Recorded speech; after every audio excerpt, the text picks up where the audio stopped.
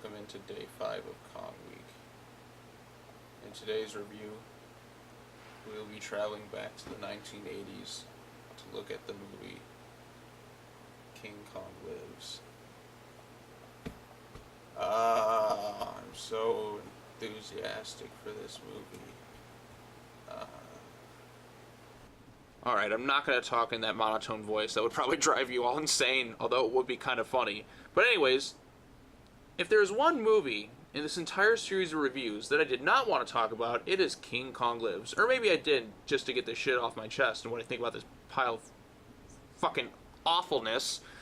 This is the film that is by far the worst of all the Kong movies. Released in the year 1986, a mere 10 years later after the 1976 film, this sequel is directed by the same guy who directed the 1976 film, John Guillermin, I think is how you pronounce it. Whatever. I'm angry at this guy, so I don't care if I butcher his fucking name.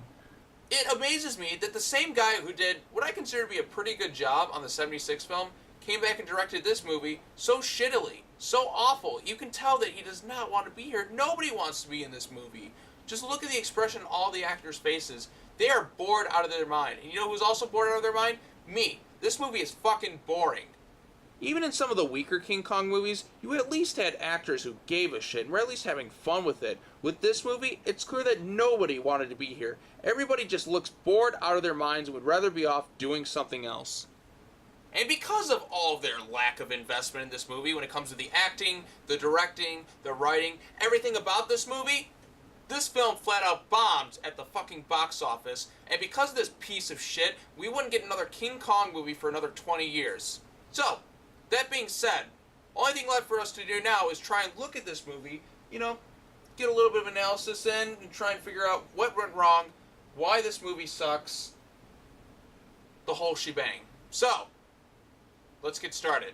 Normally I give a spoiler warning, but with this movie I don't really care to, because I don't think that you should waste your time with it unless you're a hardcore Kong fan who just wants to say that they've seen all the movies. Anyways, as this movie begins, we get to rewatch the exact same ending from the last movie where Kong falls off the Twin Towers. I've got kind of mixed feelings about this, because on the one hand, I appreciate it for reminding me of what happened in the last movie, because it has been 10 years in between films, but on the other hand, seeing this opening to this movie, the prologue, just depresses me, because I would rather be off watching the 76 film than sitting back and being forced to watch this pile of cunt. Anyways, after that prologue, we cut to a mere 10 years later where Kong is being kept alive in a comatose state under the care of Sarah Connor herself, Linda Hamilton. She plays a surgeon by the name of Dr. Amy Franklin, who is responsible for trying to save Kong. It turns out that to save Kong, he needs to be given an artificial heart transplant and a massive blood transfusion, or else he's going to die. It's from this point onward that we're introduced to this lame Indiana Jones wannabe explorer named Hank Mitchell, the guy who becomes Amy's love interest, and he's also the guy who captures a giant female Kong in Borneo and gives her the nickname of Lady Kong. Before we continue onward in this review, we have to stop and pause for a moment so that I can talk about how much I hate these two main incompetent fuckheads that are supposed to be our main heroes. These two are just horrible people that constantly endanger everyone's lives around them and are responsible for the deaths of tons of people based on their fucking incompetence. There's this one part where this group of scientists are just trying to subdue Lady Kong so that she doesn't escape, but this fucking asshole over here is constantly sabotaging their tactics, which leads to the two Kongs escaping out into the wild that leads to the deaths of several people. Now, I understand being concerned for the safety of the animals and all, but when King Kong is going around horrifically murdering people in this movie, he deserves to be put down for that. He doesn't deserve to live. He's just going to keep killing and killing and killing more people. Anyways, so after Kong is given his transfusion, he gets up and helps the female escape into the woods, and from there it's a battle between the military and the two apes. There's this crazy military guy played by John Ashton, who you might recognize from the Beverly Hills Cop movies, that tries to track down the two apes. He even manages to capture Lady Kong, but Kong falls from the top of a cliff and then crashes into the water and is thought to be dead. You know what? I don't get it. I don't get these people. How on earth do you think he's dead? This is the same ape who fell off the World Trade Center, hit the ground, gunned down, and somehow still managed to survive in a comatose state for 10 years. But yet him jumping off a cliff into the water, well, he must be dead. No reason to check. What? Are you serious? And what I don't mean is, like, no reason to check. They don't find his body, and so they assume he's dead. Okay, like, to continue the search. They kind of just stop at one point. Like, the fuck? After that portion where Kong jumps off and is thought to be dead, we are then introduced to the most annoying characters in the entire movie. The rednecks. Oh, god damn it. Okay, just for a second, I want you to imagine what you think a stereotypical redneck will act like. Okay, I'm going to pause for a moment. Okay, you got it? Think about it in your head. Picture it. You know, what you expect them to be like. Wait, you got it? Now just imagine that, but multiply by 1,000!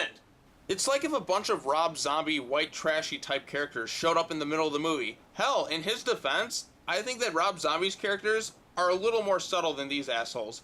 Anyways, at one point, these fucking morons even managed to trap Kong in a ravine. Now, instead of quickly alerting the military or any sort of authorities, they instead decide to act like a bunch of fucking morons and continue to antagonize Kong! Hey there, King Kong! Have some fucking whiskey! Hey, you big dumb monkey, here's some whiskey for you! Thankfully, Kong breaks free from his trap and begins killing all these fucking annoying ass rednecks. Now brace yourself for this next part, people, because it is quite a sight to see.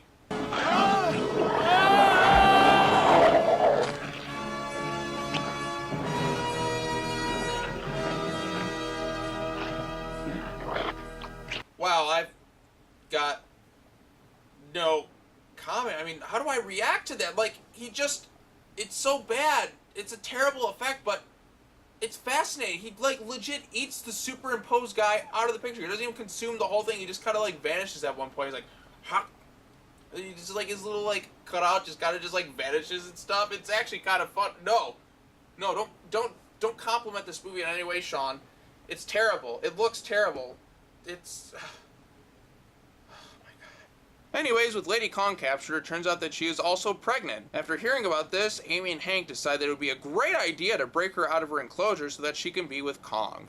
Have these two not learned a single goddamn thing throughout this entire movie? Do they realize that their tactics are getting people killed? No. Oh my god, this is great, people. This is fucking great. I want you to take a big, wild guess about what happens thanks to these two incompetent fuckheads in the next scene. Can you guess? Can you guess? You ready for it? That's right! They help break Lady Kong out of her enclosure, and guess what Kong does? Continues to kill more and more people! Innocent people who are just trying to do their jobs. And Hank and Amy are supposed to be our main heroes? Fuck that! Anyways, in the end, Kong is once again gunned down and killed by the military as Lady Kong gives birth to this deformity. The two of them head back to Borneo, and that's pretty much the end of this movie. And this whole fucking remake series. And thank God it's over, because this movie is awful. There really is no appeal to this movie, even as someone who is a Kong fan. The effects are bad, and not in that enjoyably cheesy sense, like in the case of King Kong Escapes. None of the actors in this movie do a good job or look like they even want to be here. The Kong suits aren't very good. I mean, what the hell happened here? Why is it that within 10 years we have digressed and not improved in any way? Why not use the suit from the last movie, or at least try to recreate it? Was there really nobody on set watching Rick Baker put this damn thing together? I honestly can't think of any redeemable qualities to this movie. It's not one of those so bad it's good type of movies. It suffers from the worst thing that can happen to you if you're a bad movie, and that it's boring. If there is one Kong movie that you have to skip, then this is the one to do so. I don't recommend watching this unless you are a die-hard Kong fan and just want to watch all the movies and say that you've seen them all.